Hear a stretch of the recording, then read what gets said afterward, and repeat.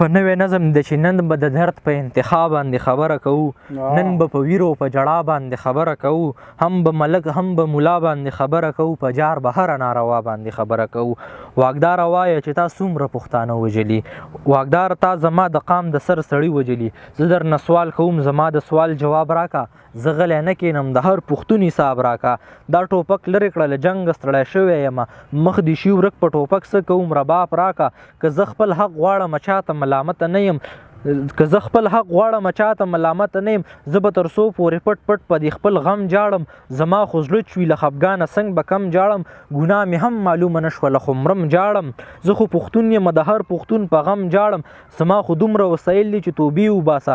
زه خو په خپلو وسایلو کې محتاجه یم، زه خو باچا یم دا منمه خو بېتاجه یم. زه تور بیله لرم، زه به تر څو پورې د سور اور په لمبه کې یم، زه به تر څو پورې د سور اور په لمبه کې یم.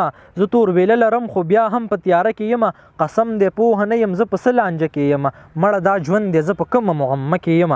زه دومره ستړی د دې وخت له نظامه یم، خو دلته هر څوک د خپل ځان غم کوي ځان ساتي، لګیا د کوپر د پتوو نه خپل ایمان ساتي.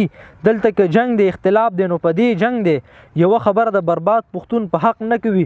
زمونږ عمر خو په دغه اختلاف کې تیر شو، اغیار لګیا دي په مریخ کې په ماڼو ستړي شول، د قام بچي مې په بېدریغه جنازو ستړي شول.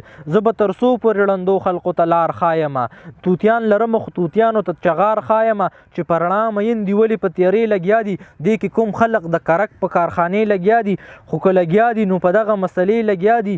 بس تر دې حده په اخمې مسلې لګیا دي، یا په زکات لګیا دي یا په سرسایې لګیا دي، چې مړي اوري او که نه اوري په دې لګیا دي. ډېر خیار زړه نه مې درد وتی او خولې نه مې ټپې ویستې، چې به د دې هم خلقو سرنګمانې ویستې. نن هم هغه سړي شراب په میکده کې راکړل، چا چې په زور موږ نه منبر باندې توبې ویستې. ځان یې وخو یو مور ویښته د خپل سر نه ویستل، چې په یو وخت یې تر 11 جنازې ویستې. دا درته چا ویل د زړه درد په کاغذ نه ښکاري، تا نن لیدل نه چې کاغذ نه یې لمبې ویستې. د ماښام وخت و زنکدن مې و روژه مې هم وه، دا خو به لږې یاره خولې نه مې خیرې ویستې. خلقو سعوده په مریخ باندې قدم کېښودو، د قام بچو مې جړاګانو نه جامې ویستې.